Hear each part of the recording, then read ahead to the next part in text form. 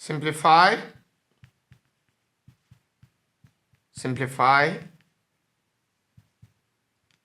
3 over 5y minus 8 over 5y.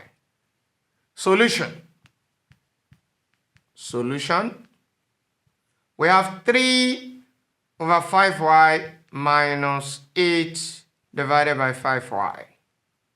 Now looking at this problem, the first algebraic fraction is 3 over 5y and the denominator is also 5y.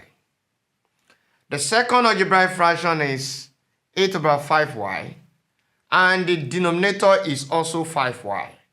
So it means the first algebraic fraction and the second algebraic fraction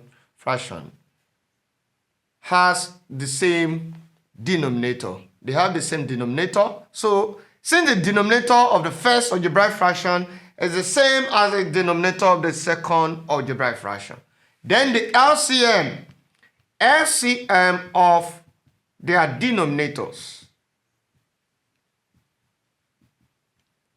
equals to what? Equals to 5y. So it means that we just write 5y here.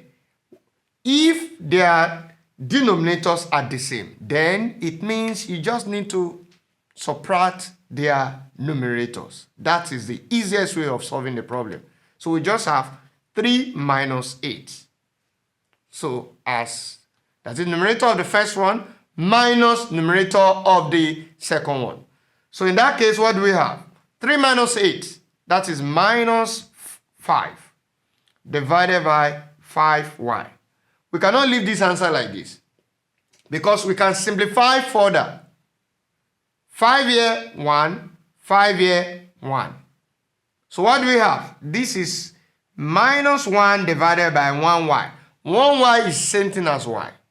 So the answer is minus 1 over y.